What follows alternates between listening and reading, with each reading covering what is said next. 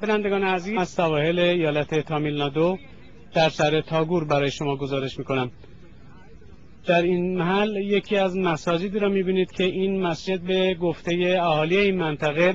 در اثر امواج خروشان دریا که در این محل بیش از 30 متر بوده محفوظ مونده و این را جزء یکی از معجزات مردم میدونند. مولانا صاحب یکی از روحانیون شهر تاگور که به هنگام وقوع برخورد امواج ناشی از تسونامی به این شهر در خانه‌ای در روبروی مسجد ساکن بوده میگوید من در روز واقعه بیرون از منزل ایستاده بودم که امواج با ارتفاع 30 متر و با سرعت چندین کیلومتر به سمت ساحل در حال حرکت بود.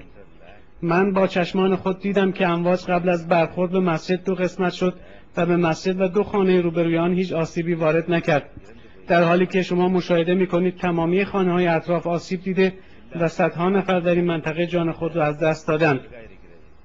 وی میگوید این مسجد مسجد النبی نام دارد و یکی از مساجد تاریخی است که در کنار ساحل شهر تاگور در ایالت تامیلنادو بنا شده و مسلمانان و ماهیگیران از این مسجد برای برگزاری نماز جماعت استفاده می‌کنند. در شهر تاگور که یکی از شهرهای مسلمان نشین در ایالت تامیلنادو میباشد، تنها 1000 تن از مسلمانان در اثر امواج ناشی از تسونامی جان خود را از دست دادند و خسارات مالی فراوانی به آنها وارد شده است.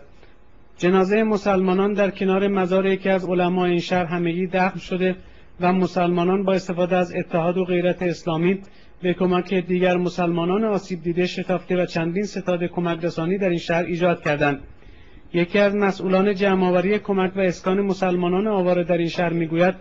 بیش از 600 تن از مسلمانان در این شهر در درگاه یکی از اماکن مقدس مسلمانان به یک اردوگاه اسکان داده شدند. همچنین 4 ستاد جمع‌آوری کمک از سوی مسلمانان جدای از کمک‌های دولتی ایجاد شده که به صورت شبانه روزی مشغول کمک رسانی به آسیب دیدگان و مصدومان حادثه در این شهر میباشد. صدا و سیمای جمهوری اسلامی ایران، مرکز شبه قاره هند.